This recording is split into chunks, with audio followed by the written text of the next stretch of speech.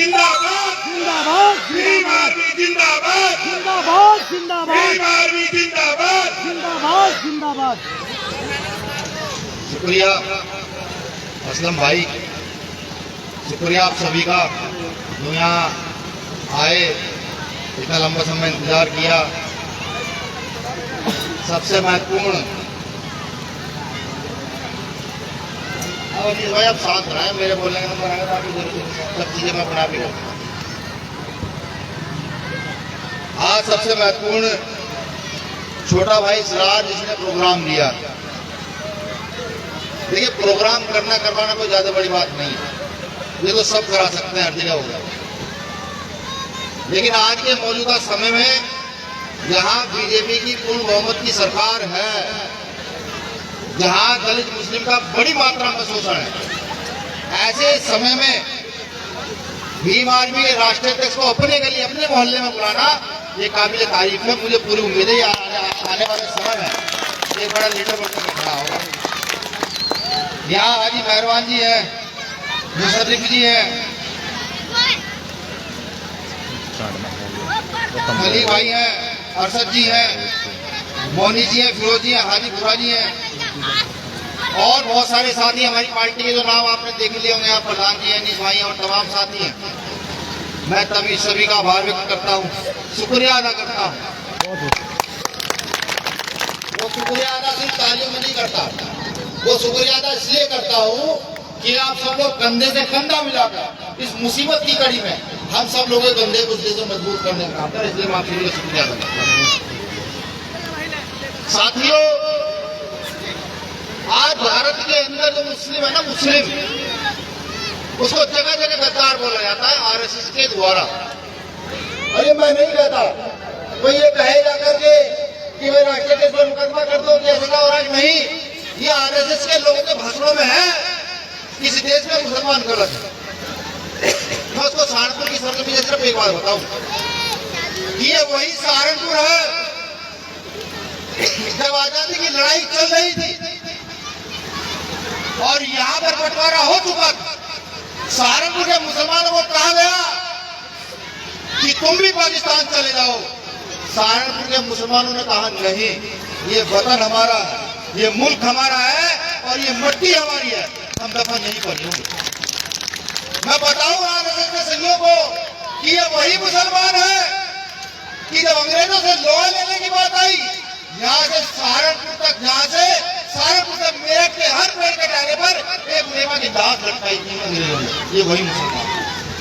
मैं बताऊं उन आरएसएस के संगियों को, मैं जान फिर से बढ़ाऊं कि भूल गए तो याद करो, पाकिस्तान से युद्ध चल रहा था, भारत की अगुवाई ब्रिगेडियर उस्मान कर रहे। पाकिस्तान ने ऑफर दिया कि आइए आपको तमाम पाकिस्तान की सेना का सेनाध्यक्ष बनाया जाएगा। ब्रिगेडियर उस्मान ने कहा मैं कौम का पक्का आदमी, इस्लाम को मानने वाला।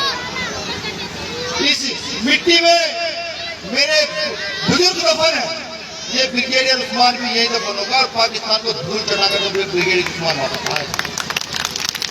तो आज जिनको इस देश में गलत बनाया जाता है, बार बार ना जाने किन किन नामों से पुकारा जाता है। एक सर्वे हुआ है, एक सर्वे के अंदर आया है, एक सर्वे हुआ है, सर्वे की रिपोर्ट है कि भारत का जो मुसलमान है वो 47% यानी कि 47% अपने दम पर जिंदा है। सरकार की किसी प्रकार की सुविधा नहीं है, वो अपने दम पर टायर पंचर लगाकर, ठेली लगाकर, मजदूरी करके, रिक्शा चलाकर जिंदा है, सरकार की सुविधा पर जिंदा नहीं है। ये किसी देश के लिए गौरव की बात है कि एक बहुत बड़ी कौम जो मेहनत मजदूरी कर कर सरकार का कुछ ना लेकर के इस देश में जिंदा। मैं बताऊं लोगों को भी जो अपने आप को हतोत्साहित कर बैठ गए, जो ये सोचने लगे कि कोई हमारा रहनुमा होगा, नहीं होगा। रहनुमा कोई किसी का हो नहीं सकता था, रहनुमा तो वो है, उसके सिवा रहनुमा को कहता हूँ कि हम किसी के रहनुमा बन जाएंगे तो गलत मैं इस चीज को नहीं मानता। रहनुमा तो वही है। एक कहानी याद आती है कि एक बार एक राजा के दरबार में फकीर को लेकर जाया गया। राजा को बताया गया कि ये फकीर किसी के सामने नहीं झुकता। जब फकीर राजा के सामने पहुंचा तो सबने राजा को झुककर सलाम किया, फकीर ने सलाम नहीं किया। फकीर खड़ा रहा। राजा ने पूछा ये ऐसा क्यों है कि मैं उसके सामने झुकता हूँ और उसके सामने तेरी कोई औकात नहीं, तेरे सामने झुकूं। तो पूरा दरबार नाराज हो गया। फकीर को कहने लगे फांसी चढ़ाओ, लेकिन राजा दिमागदार था। राजा ने कहा फकीर को फांसी क्यों चढ़ाओ? तो फकीर ने कहा सच तो कहा कि उसके सामने मेरी क्या औकात है। तो मैं कहता हूँ बीजेपी के लोगों से भी, देखिए उसके सामने तुम्हारी कोई औकात नहीं। जब वो बदलेगा चीजों को तो इस तरीके से बदलेगा कि चंद्रशेखर आजाद रावण को खड़ा कर देगा रहनुमाई करने के लिए, रक्षण करने के लिए। कुछ इतिहास में प्रकाश डालूं, ताली छोड़िए सब सुनिए मुझे। कुछ इतिहास में प्रकाश डालूं। 26 जनवरी 1950 को इस देश में संविधान लागू हुआ। 15 अगस्त 1947 में देश आजाद हुआ। देश आजाद होने के बाद इस देश का मुसलमान हर वक्त उसके साथ खड़ा रहा, जिसने इस देश के मुसलमान की रक्षा की है। इसमें कुछ बुरी बातें नहीं होंगी, लेकिन गौर फरमाइए, ये राजनीति से अलग बात है। राजनीति की ऐसी तैसी में तेल लेने की राजनीति तो जब होगी जब कौम बचेगी। इस देश का मुसलमान उसके साथ खड़ा रहा जिसने उसका रक्षण किया। कब यहाँ कांग्रेस को मुसलमानों ने राज कराया, दलितों ने इस देश में राज कराया। ना जाने कितने वर्ष कांग्रेस की सरकार रही। बदले में हमें क्या मिलता है सोचने की बात ये है। बदले में मिलते हैं प्राइमरी स्कूल में मिड डे मील, जहाँ दलित और मुसलमानों के बच्चे आकर पढ़ते हैं और वो बेचारे फिर रिक्शा और टायर पेंचर लगाने का काम करते हैं। क्या आपको नहीं लगता ये हमारे बच्चों को भी ख्वाहिश है बड़े बड़े अधिकारी, डॉक्टर, इंजीनियर बने? हर घर में एक बच्चा खूब पढ़ा लिखा हो। हमें ख्वाहिश नहीं होती, सबको ख्वाहिश है। अगर आप कहीं मजदूरी कर रहे हैं तो आपके मन में ये बात होगी मेरा बेटा या बेटी मजदूरी ना करे, वो पढ़ लिख कर कुछ अच्छा इंसान बन जाए। कांग्रेस ने हमें लूटा, मिड डे मील के नाम पर लूटा। जब ये बात चलाई जाती है तो राजनेता अपनी रोटियां सेकते हैं। उठाकर देखिए इतिहास, 47 के बाद से लेकर के 85 तक का इतिहास देखिए।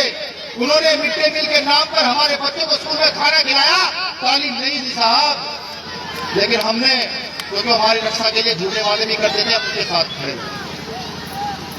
यहाँ समाजवादी को देखिए, अभी नाम लिया जा रहा है नेता का, खान साहब का नाम लिया जा रहा था। वो जेल चले गए। जेल जाने के बाद जवान खामोश थी मुसलमानों की। कौन से मुसलमानों की? वो जो नेता यहाँ रहनुमाई करते हैं उनकी। और उनकी भी जबानें खामोश थी जो मुस्लिम नेताओं की रहनुमाई कर बैठते हैं वहां विधानसभा संसदों में। वो भी बोलने के लिए तैयार नहीं थे साहब, सब शांत थे। अगर मुसीबत पड़ने पर हमारे साथ कोई खड़ा नहीं हो सकता तो हमारा वोट सपोर्ट नोट उसके लिए क्यों है? सवाल ये है। याद है मुझे आज भी CNRC का आंदोलन चल रहा था। रात को 2 बजे चंद्रशेखर भाई जामा मस्जिद की सीढ़ियों पर बैठे हुए थे। 3000 बहनें बैठी हुई थी। एक कार्यकर्ता का फोन आया मुझे कि भैया दिल्ली से कितने भाई चंद्रशेखर आजाद को यहाँ तो उठ जाए, कहीं पुलिस कुछ गलत ना करते। मैंने फोन किया चंद्रशेखर भाई को। हमने कहा भाई 2:30 रात के 3 बजे, सर्दी का मौसम है, अब आपको उठ जाना चाहिए। उन्होंने कहा कि मैं तो उठ जाऊँ, आपके आदेश आ जाए तो मैं उठ जाऊंगा, कोई दिक्कत नहीं है। लेकिन क्या इस बात की कोई गारंटी देगा कि 3000 बहनें मेरे दम पर यहाँ बैठी हुई हैं, इनके साथ कुछ गलत नहीं होगा? अगर चंद्रशेखर आजाद मर भी जाता, यहाँ से उसकी गर्दन निकल कर जाता है तो कभी वह खड़ा नहीं होगा जब उसकी बहनें यहाँ पर बैठी हुई। आप समझ नहीं सकते। रात को 2 बजे मेरे आंखों में आंसू थे कि मैंने कहा एक ऐसा शख्स जो अपनी जान की परवाह किए बिना वहां बैठा हुआ है, कोई सपोर्ट कोई ताकत नहीं। और सुबह जब उनको पुलिस उठाकर ले गई तो पहले पुलिस को वादा करना पड़ा किसी मुस्लिम साथी पर, किसी बहन पर कोई लाठी डंडा नहीं चलेगा, कोई जेल नहीं जाएगा जब मैं आजम कर सकता, वरना पुलिस को औकात नहीं होती थाने। और याद कीजिएगा मोदी, हिस्ट्री में जागरे दिल्ली के लोगों से पूछेगा, नए नए लड़कों से, कि उस दिन एक मुकदमा किसी मुस्लिम साथी पर नहीं हुआ। क्या मैं ये चाहता हूं कि जो आदमी रक्षा कर रहा है, जो संरक्षण कर रहा है, उसके साथ खड़े होने में क्या परेशानी? उसके साथ खड़े होइए। सोचिए वो विधानसभा संसद में नहीं है, अभी भी कोई मामला हो जाता सबसे पहले सड़क पर रहता है। कि ना जाने कितनी मुस्लिम घटनाएं ऐसी हैं जहां लोग गाने से डर रहे थे, लेकिन वो शख्स जाता है, बीमार की टीम जाती है। मेरे साथी कह रहे थे ये आपके गले में पड़ा हो, आप चले जाइए कलेक्टर के पास, जाकर बताइए, पहली बात तो पूछेगा नहीं, उसको समझ आएगा बीमार भी आदमी है। वो फिर आपकी टोपी दाढ़ी नहीं देखेगा, वो इसको देखेगा, इसको ये भीम आर्मी का आदमी है और हकीकत में कुछ न्याय के लिए आया होगा। उसको तुम्हारी बात सुननी पड़ेगी साहब। यहाँ के नेताओं की तरह नहीं कि खुद नेता बन जाओ, नेता फोन करेंगे तो काम होगा नहीं। ये जितनी टीम यहाँ खड़ी है, ये मुस्लिम हो, दलित हो, बैकवर्ड हो, हमने कभी भी किसी की लीडरशिप को दबाने का काम नहीं किया। जितनी ताकत रणवीर प्रधान यहाँ रखते हैं, उतनी मेरा छोटा भाई ये भी ताकत यहाँ रखता है। हमारा काम है नेतागिरी को बढ़ाना, आगे की ओर बढ़ाना। और एक चीज हमेशा ध्यान रखो, अगर सिर्फ एक नेता के पीछे रहोगे तो बर्बाद हो जाओगे साहब। नहीं, गली मोहल्ले में नेता पैदा करो जो आपके हक की बात कर सके, जो आपके ईमान की बात कर सके, उसके साथ खड़े हो। और अगर मैं भी आपके ईमान के खिलाफ जाऊं, आपके हक के खिलाफ जाऊं, कल मेरे भी विरोध में चले जाना, मुझे इसमें कोई बुरी नहीं है। ऐसे लोग कब मिलेंगे कि आप ही के मंच पर आकर, अपने ही मंच पर आकर खुद अपनी बुराई कर रहे हैं? कब मिलेंगे? ये लड़ाई इंसाफ की है साहब, ये लड़ाई हक पाने की लड़ाई। और अगर इस लड़ाई में भी हम लोग पीछे खड़े रहेंगे तो क्या हो? हमारा इतिहास है इस देश के अंदर, बड़ा इतिहास है। हमारे बुजुर्गों ने अपने सरों की कुर्बानियां दी आजादी के लिए। हमारे बुजुर्गों ने इस देश को बनाया और आज हम इस देश के गद्दार। ये सोचने का विषय है। कोई भी चीज बड़ी कम हो सकती है। जब आप जाए गली मोहल्ले में जाकर बात करें, जब आप जाए गली मोहल्ले में जाकर बात करें, और अगर आपको ये लगता है कि हम लोगों में कोई कमी है, तो हमारे किसी भी कार्यकर्ता के हाथ हमारे पास पता भिजवाएं, आपने ये कमी इसमें सुधार करें साहब। उसमें सुधार करेंगे। नेता नहीं है, नेता नहीं है कि बड़ी बड़ी बात करके चले जाएंगे। नहीं, नेता नहीं है। हाँ, बेटे हैं आपके, बच्चे हैं आपके, सहयोगी है। जब आप पर मुसीबत आएगी, आपके मुसीबत खड़े होना हो, मुसीबत में आपके कंधे से कंधा मिलाकर खड़े होते रहेंगे। कितना बात आपसे किया जा सकता है। और लड़ाई, यहाँ लड़ाई ये नहीं है कि यहाँ मुसलमान क्यों है, यहाँ लड़ाई ये नहीं है दलित क्यों है, यहाँ लड़ाई ये है कि आज हम आगे क्यों बढ़ रहे हैं। हमारी मेहनत कोई नहीं देखेगा, लेकिन हम मजबूती के साथ आगे बढ़ रहे हैं। इसकी सबको परेशानी। आज आरएसएस के लोग क्यों परेशान हैं? उनकी समझ आ गया है, ये न्याय के लिए लड़ने वाले लोग हैं। ये टोपी और जनेऊ देख कर फर्क नहीं करेंगे, ये फर्क करेंगे किसे देख करके कि कौन गलत और कौन सही। मैं लिख कर देता हूँ आपको भी, और चीख चीख कर कहता हूँ कि अगर किसी ने किसी की बेटी के साथ गलत न किया हो, चोरी डकैती न की हो, प्रशासन उसको गलत परेशान करता है, बीजेपी के नेता गलत परेशान करते हो, तो सिर्फ भीम आर्मी के नाम से खुद ही चले जाइएगा। हमें फोन करने की जरूरत नहीं है। जाकर वहां के कोतवाल को, एसएसपी को, डीएम को कहिए भीम आर्मी के लोगों ये गलत हो रहा है, इसका लेने दिया जाएगा। 10 मिनट में रिजल्ट आएगा साहब। जय भीम। अब आप सोचिए कि आप किसका प्रचार करना चाहते हैं। आप भाई चंद्रशेखर आजाद का, आजाद समाज पार्टी भीम आर्मी के लोगों का प्रचार करना चाहते हैं, जो रात दिन आपके लिए खड़ी है, मरने के लिए तैयार है, जेल जाने के लिए तैयार है। सीएनआरसी में चंद्रशेखर भाई 2 महीने जेल रखाए थे। या फिर उन लोगों का प्रचार करने के लिए तैयार है जो आएंगे आपके यहाँ अच्छा बढ़िया कुर्ता पजामा कलफड़ा पहन करके और आकर चीख चीख कर छाती पर हाथ मार मार कर आपको बताएंगे कि हम तुम्हारी रक्षा करेंगे। वो आपको पसंद है, ये आप तय कीजिए। मैं ना तो आपसे वोट मांगता, ना सपोर्ट मांगता, ना नोट मांगता। मैं तो सिर्फ आपको ये कहता हूँ जो न्याय करना जानते हो, जो लड़ना जानते हो, साहब उनके साथ खड़े हुई है। इन छोटे छोटे बच्चों का भविष्य भी आपके हाथ में है। मैंने खूब देखा है आज कि वो उलेमा जिनकी हम इज्जत करते हैं, जिनके सामने हम निगाह नहीं उठाते, एक अदना सा बच्चा अगर वो गाली देकर चला जाता साहब, मैंने खूब देखा। सोचिए ये देश कहाँ जा रहा है, ये देश किस हद तक नीचे गिरता जा रहा है। मेवात में देखा भी आपने क्या? उन मेवातियों का इतिहास भूल गया ये देश कि जब यहाँ युद्ध चल रहा था तो मेवातियों ने राजस्थान के राणाओं का साथ देकर के उस समय के मुगलों को हरा कर यहाँ से भगा दिया। उन मेवातियों का इतिहास कैसे भुलाया जा सकता है? आज उनको इस देश में गद्दार कहा जा रहा है। तो इस इतिहास को समझने का प्रयास कीजिए साहब। जब तक ये समझा और बताया नहीं जाएगा, ये इतिहास आगे नहीं बढ़ सकता। मैंने फिर कहा कि ये सहारनपुर है और सहारनपुर के लोगों का देश की आजादी में एक अलग योगदान है। हमारे पूर्वजों ने एक अलग योगदान दिया, न जाने कितनी लाशें हमारी थी। तो इस बात को मैं आपको बताते हुए खुद को भी गौरवान्वित महसूस कर रहा हूँ कि मैं खुद सहारनपुर का रहने वाला हूँ।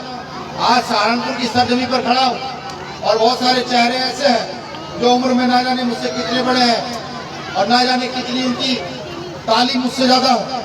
वो आज यहाँ मुझे सुनने के लिए आए और मुझे पूरी उम्मीद है कि ये न्याय के खिलाफ जो लड़ाई है इसमें आप सब लोग कंधे से कंधा मिलाकर साथ देंगे। मैं ये जानता हूँ कि बहुत कम लोग आते हैं अन्याय के खिलाफ, क्योंकि देखिए मरने का डर सभी को,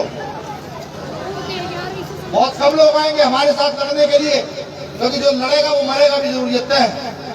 और बिना कुर्बानी के ना तो राज स्थापित किया जा सकता, ना ईमान स्थापित किया जा सकता और ना ही किसी व्यवस्था की बिना कुर्बानी की स्थापना हो सकती। तो आप में से भी दो साथी समझता हो कि नहीं, कुर्बान तो एक न एक दिन होना है, आज नहीं तो कल होना है। तो न्याय के लिए आकर के इन भाइयों के कंधे को मजबूत करने का काम करे, इनको आगे बढ़ाने का काम करे, जिससे कि इस लड़ाई को मजबूत किया जा सके। छोटा भाई सलाह जिसने प्रोग्राम कराया, साथी कह रहे हैं कि सेक्टर अध्यक्ष की घोषणा कर दी है। मुझे लगता है कि इसकी घोषणा तो पहले ही हो चुकी है। इसने अपनी क्षमता जो यहाँ दिखाई तो मुझे ये महसूस हो रहा है कि आप मजबूती से गरीब के बच्चे को नेता बनाकर यहाँ से निकालेंगे। ये मुझे पूरी उम्मीद है। सिर्फ अब तो जाकर एक काम करना है साहब, जाकर प्रचार करना है कि अब सब कुछ देख लिया, अब बारी चंद्रशेखर रावण की है। रावण को देखना है कितनी ताकत रावण में है। और मैं लिखकर देता हूँ, जिस दिन रावण के एक भी आदमी को आपने ताकत दे दी उस दिन आप विधानसभा चलेगी नहीं है। इन्हें पहले हमारे हकूक की बात करनी पड़ेगी, जब ये चलेगी। ये जो आज बार बार कहीं मस्जिद मदरसे तोड़ने की बात करते हैं, कहीं गुरु रविदास मंदिर तोड़ने की बात करते हैं, कहीं बौद्ध विहार तोड़ने की बात करते हैं, इनको समझ आएगा जिस दिन हम में से कोई बिगड़ेल जाकर विधानसभा बैठेगा, आपको घुमाएंगे। हम बताएंगे कि कॉन्स्टिट्यूशन का आर्टिकल 19 जो इस देश में बोलने का अधिकार सबको देता, हम बताएंगे इन्हें कॉन्स्टिट्यूशन का आर्टिकल 21 का जो सबको शिक्षा का अधिकार देता है। इनके बाप की हाकिमी नहीं है, ये यहाँ के राजा नहीं है, यहाँ के राजा हम लोग हैं। और जिस दिन हम लोग सुधर गए, जिस दिन हमारे समझ में आ गया, अंत समय में एक छोटा सा आंकड़ा बता दूं, इस देश में 25% के आसपास मुस्लिम है और 22 से 24% के आसपास दलित है। और किसी भी देश की सरकार बनाने में 30 से 40 वोट की आवश्यकता पड़ती है। 25 और 22 47 होता है, बाकी आप समझ